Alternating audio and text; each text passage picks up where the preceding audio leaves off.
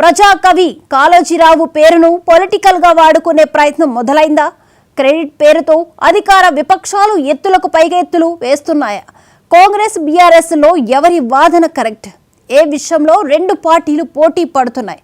అసలుకి పార్టీల వాదన ఏంటి? జరుగుతున్న చర్చలు ఏంటి? Watch the story.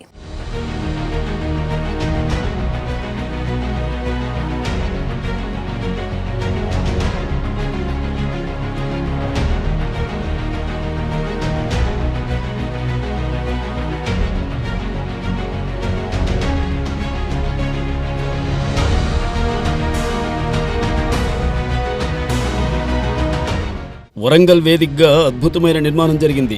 ప్రజాకవి Kaloji Kalakshetram Warangal నగరానికి ఐకాన్గా నిలవబోతోంది. భారీ వ్యయంతో హైదరాబాద్ రవీంద్ర భారతిని తలదన్నేలా నిర్మించారు. ఇప్పటి వరకు బాగానే ఉంది. ఇక్కడే అసలు ట్విస్ట్ దాగుంది. కాళోజీ కళాక్షేత్రం నిర్మాణ క్రెడిట్ కోసం ఎమ్మెల్యే, మాజీ ఎమ్మెల్యే కొట్లాడుతున్నారు. నిర్మాణం తమ హయాంలో జరిగిందంటే లేదు తమ హయాంలోనే జరిగిందంటూ వరంగల్ పశ్చిమ ఎమ్మెల్యే నాయిన్ రాజేందర్ రెడ్డి, మాజీ ఎమ్మెల్యే దాస్యం వినయభాస్కర్ మాటల తూటాలుగా పేల్చుకుంటున్నారు.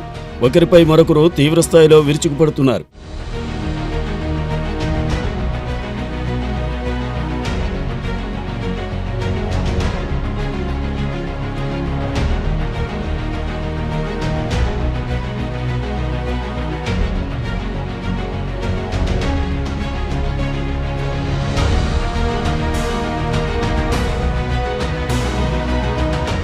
తెలంగాణ ఏర్పడిన తరువాత ధిక్కార స్వరం, నా గొడవంటూ ప్రజలను మేల్కొల్పి కాళోజీ నారాయణరావు కళాక్షేత్రానికి హనుమకొండ నగరంలోని హైగ్రీవాచారి మైదానంలో పునాది పడింది.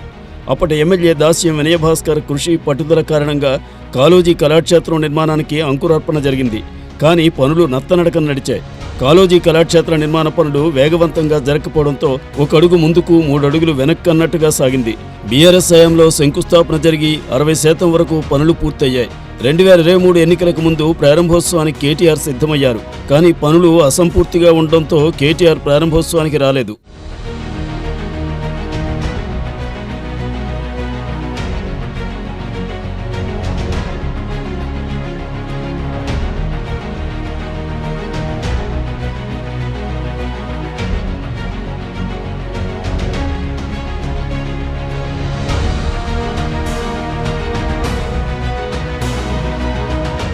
తెలంగాణలో మారిన రాజకీయ పరిణామాల నేపథ్యంలో కాంగ్రెస్ ప్రభుత్వం ఏర్పడింది. అసంపూర్తిగా నిర్మాణ దశలో ఉన్న కాళోజీ కళాక్షేత్రానికి వరంగల్ పశ్చిమ ఎమ్మెల్యే నాయిని రాజేందర్ రెడ్డి 45 కోట్ల రూపాయల నిధులు మంజూరు చేయించి నిర్మాణాన్ని పూర్తి చేశారు. ప్రస్తుత వరంగల్ పశ్చిమ ఎమ్మెల్యే నాయిని రాజేందర్ రెడ్డి పట్టుబట్టి నిధులు తెచ్చి కాళోజీ కళాక్షేత్రాన్ని పూర్తి చేశారనే పేరు ఉంది. వరంగల్ నగర వేదికగా ఓ అద్భుతమైన కట్టడం నిర్మాణంలో మాజీ ఎమ్మెల్యే దాస్యం వినయభాస్కర్, ఎమ్మెల్యే నాయిని రాజేందర్ రెడ్డి పాత్రను ఎవరూ కొట్టిపారేయలేనిది. కానీ కాళోజీ కళాక్షేత్రం నిర్మాణం క్రెడిట్ నాదంటే నాదంటూ ఈ ఇద్దరు నేతలు కొట్టుకుంటూ ప్రజలను అయోమయానికి గురి చేస్తున్నారు.